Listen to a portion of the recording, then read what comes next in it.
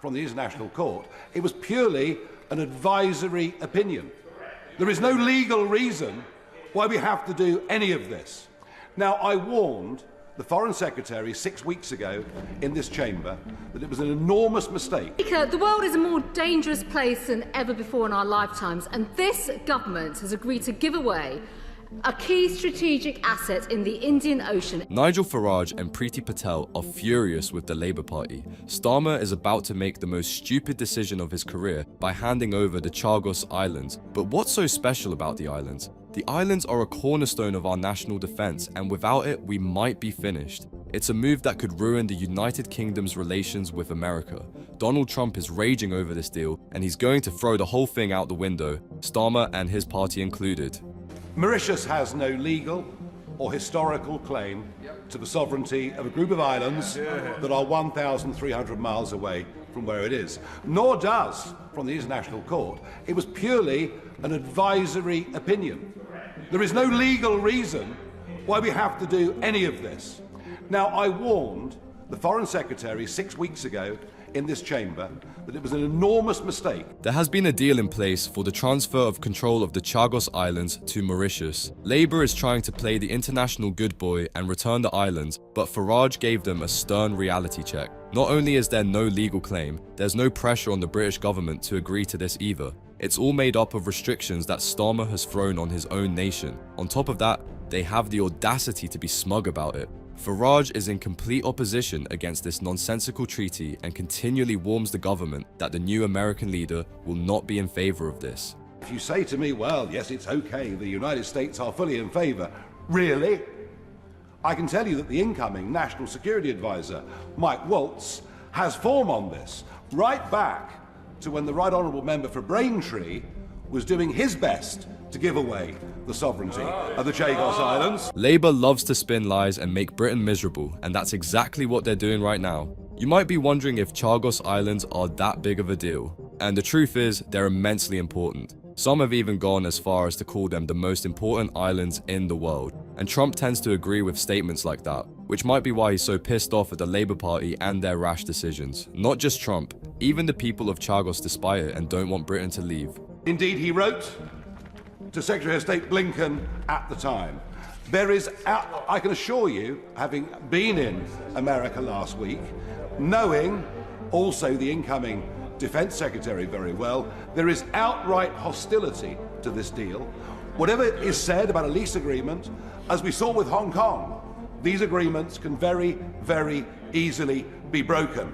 Without the shadow of a doubt, there is open and very real hostility for the deal by the upcoming American government. They'll try everything they can to oppose it, and considering that Trump is better at deals than Starmer, it seems like Starmer is about to be humiliated in front of the entire world. Despite all that, Labour ministers are proving once again how smug and out of touch with reality they are. Their argument for rushing into this deal is perhaps the most shallow and stupid thing you'll hear all day.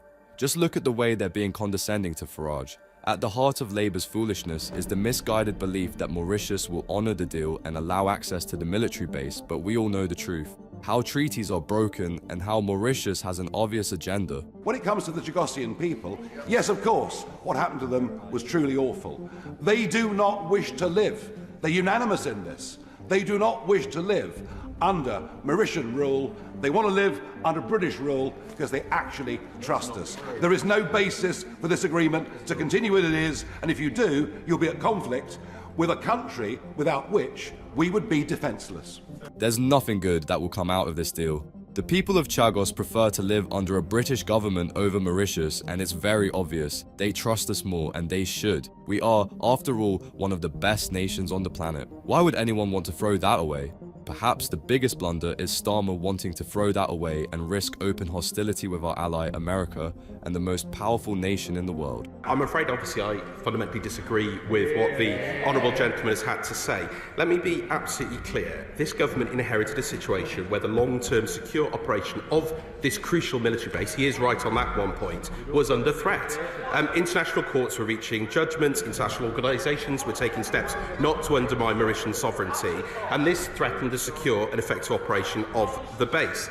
Farage's reaction should tell you everything that there is to know about that response. In a later interview, he tore into the response because they wouldn't let him speak again. Farage was on the forefront to prove how stupid the deal was, and out of nowhere, Priti Patel joined him in exposing all the technical problems as well. Labour has no clue what they're doing, and the duo utterly humiliated them. Mr. Speaker, the world is a more dangerous place than ever before in our lifetimes, and this government has agreed to give away a key strategic asset in the Indian Ocean, ending more than 200 years of British sovereignty. It is a wrong decision, and we stand by that completely. A month has now gone since the government's announcement, but we're still in the dark about exactly what the government has agreed, and this is simply not acceptable. Just think about all the threats we're facing all around the world. There's Iran and the Middle East set to be the enemies of the West. There's Russia threatening nuclear war at a global level. And there's China competing with us in their thirst for power and global dominance. Starmer is just behaving like a useful pawn for all of those nations that want the end of us. It's as if Labour is the real enemy, and it just doesn't stop there. They will use your taxpayer money to give to Mauritius everything that they're demanding. It might be the reason why they refuse to tell us the details of the treaty. We're all in the dark about what exactly the government has agreed to and what they're giving up. It is simply unacceptable. We cannot afford for our military base on Diego Garcia to be compromised in this way. So may I ask, what safeguards will be in place to ensure that no other states can establish themselves or place their assets, and in particular strategic assets, on any nearby islands in the archipelago? And how does this decision affect the strategic defence review that is underway right now? How will they make sure that our military base on the islands is not compromised? The way things are looking, they might just end up handing over such an important base to our global enemies. There's nothing stopping the Mauritius government from breaking the treaty and letting another nation build a military presence on those islands. Moreover, Labour even refuses to make sure that the agreement can be extended in the future. This disastrous decision is what Farage and Trump are trying to warn the government against. How much money will Labour be asking British taxpayers to send to Mauritius each year under this deal, which we don't even know the details of? Which departmental budgets will this come from? What's the total figure? The House expects transparency on this, Mr. Speaker, including about what taxpayers are funding, and we need to hold the government to account on this. How much money will the government throw away? They won't tell us till the final moment because they know that we won't like it. Mind you, they're already throwing away billions of pounds on climate change projects in other countries. The budget is a mess and Labour is set to make it worse. We deserve transparency, and that's something Starmer and his gang absolutely hates. They're already about to lose their government over the past blunders they've made, and things are looking worse. So can the Minister please give a cast iron guarantee that the UK will be able to unilaterally extend the agreement on the military base beyond 99 years? Because that's all we've heard for now. What will be the mechanism for doing this? This is a crucial piece of scrutiny that I think we all need to know about, particularly as the Minister has discussed and raised a point about national security, and the national security apparatus in particular agreeing to this arrangement. Our national security should be the government's biggest concern, but it seems to be the exact opposite. Who is Starmer trying to please by making such a huge mistake? The consequences of this will be huge, and we are not prepared to deal with them. Mind you that this base is so important that our nuclear arsenal and submarines are restocked there. Does giving up such a vital place sound like a good idea to you? Even the Chagosian people are against this deal. And what discussions has the Foreign Secretary, who I know is not here today, has personally undertaken with the Chagosian community, who he will know are beyond distraught about this agreement? The elections in Mauritius and the United States, Mr. Speaker, pose further questions, and it's right that we follow up on this. Labour rushed into this deal just before the Mauritian elections, even though ministers surely must have realised a change in government was a strong possibility. Why did they do this? Why did they rush into an agreement right before the elections in Mauritius and the United States? The new governments in both nations completely changed the dynamics of the deal. Trump hates it, maybe because he's not motivated by some socialist ideology and instead cares about the safety of his people first. Could it be that they were trying to get the deal done in secret before anybody could oppose them? Either way, Labour messed up and it is too late for them. The pushback is coming and it's coming strong, and Trump just might completely cancel the deal. And Mr. Speaker, this side of the House opposes this government's decision on this, and we intend to hold the government to account. Mr. Speaker, can I firstly welcome the Shadow Foreign Secretary to a place in this chamber? We were in a committee earlier on today, but I welcome her to a place, and as always, I've had a good engagement with her on issues in the past, but she's right to ask important questions. But I think one of the first things I need to do, Mr. Speaker, is to correct this idea somehow that we are giving up the base. You must give credit where it's due. Stupid as they may be, Labour managed to unite both the Conservatives and Farage's Reform UK with this one disastrous deal. It's like they're dead set on making losing deals everywhere they go. It would be impressive if it weren't so horrible for the future of our country. So far, their interactions with the USA have been nothing short of depressing, and now Trump is taking matters into his own hands. The Prime Minister is trying to rebuild relations with Donald Trump. Yes, the Foreign Secretary's position, David Lammy that is under threat as he called the President-elect a neo-Nazi sympathising sociopath, and that was just for starters. Totally normal. These comments could now put some pressure on the UK-US special relationship, but Downing Street says he'll stay in his position until at least the next election. Well, it's also been reported that Donald Trump is set to stop Britain's deal to give away the Chagos Islands when he returns to the White House. That was following criticism, severe criticism, from Republicans on the Hill. The government is screwing everything up, and they will end up ruining this nation. You might be wondering what's so important about this military base. Let's just say, without it, our defenses would be significantly weaker. To make matters worse, the comments they made about Donald Trump were nothing short of shameful and an utter disgrace. Do they not realize that America is our closest ally? Doing this will only strain the relations further, and it's already beginning to show now that Trump is going to oppose this treaty and have it thrown out the window. Soon enough, Starmer and his Labour Party will face the same fate of being thrown out the window. Yeah, we still have them, of course, until the handover deal is signed, and it's not yet signed. So what happened here is the Truss government, the Tory government, started talks about handing over the Chagos Islands, the sovereignty of them, to Mauritius next door, because we'd lost, there was a vote in the UN, we lost that, we'd lost some court cases, and increasingly London felt it was impossible to hang on to it. We've had the islands for a very long time, and we're giving them away over some advisory votes in the United Nations. We did lose some court cases as well, because of course we lose everything under this new government. However, none of that compels us to make this deal. There's no pressure or obligation on us to go ahead and throw away our most important strategic military base like that. Military base, which is a real, which the US want to hang on to, but under the deal we would give back control and sovereignty of the base after 100 years. Now, Joe Biden approved this deal, but there's rumblings, we think, that Donald Trump will not agree, and because the treaty is not yet signed, it won't be signed till early next year. It'll be on his watch when it finally gets done. Do you think there's any chance whatsoever that Donald Trump would let go of this military base? Joe Biden, just like Starmer, has a knack for making horrible decisions that come to bite the Western world later. The odds are that Trump will completely pull the plug on this deal, as it's simply not possible for him to compromise on the military base. And that's how it should be for the UK as well, considering that we've held this base for a century now. Returning full control to some newly elected government is an exercise in foolishness, and Farage tears into it. And there are deep, deep concerns about a Mauritian government that is moving a long way to the left, that doesn't appear to like America very much, that is getting closer to China, even though it's not part officially of the Belt and Road Initiative.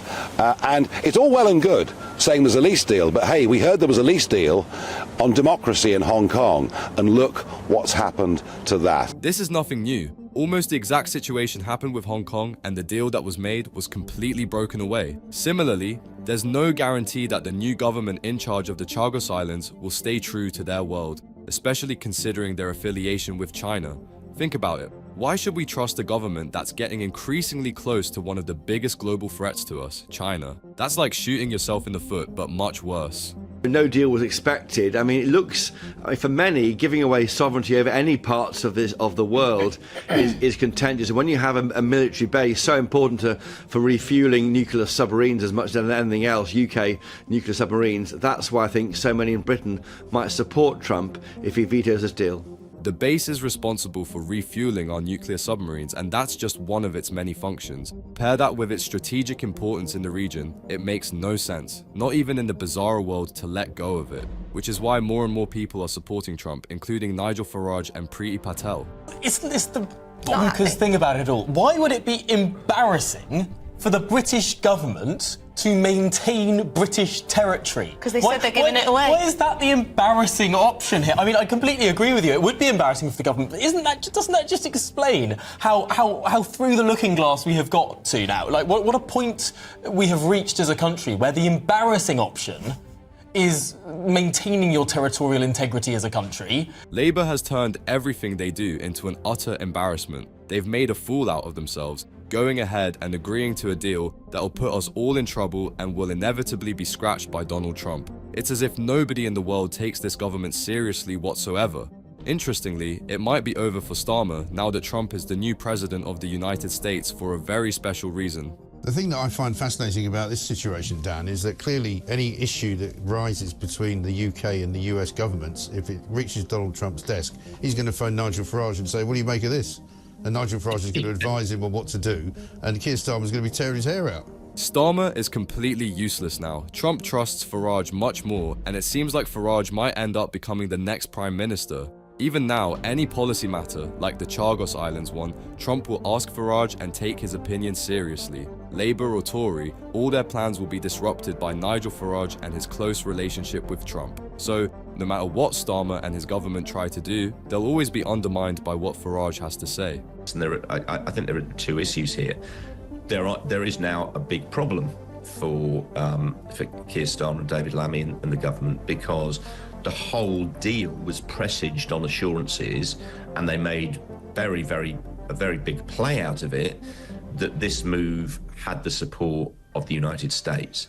And if it doesn't have the support of the United States, frankly, I'm not entirely sure how this can move forward. Labour was shouting up and down about how the deal was supported by the United States and Joe Biden. Now, it's clearly not so. What are they going to do now? This government is known to be stubborn, so they might just double down on this mistake. Without the US, this deal is just as doomed as Starmer's government. The best part about all this is that Farage has become a complete headache for the Labour and Tory party. It does actually sort of shine a spotlight on what the next few years are going to be like if Nigel Farage continues to act in this role as disruptor. Because as I said, he basically showed up, the Labour Party, he showed up members of the Conservative Party as well.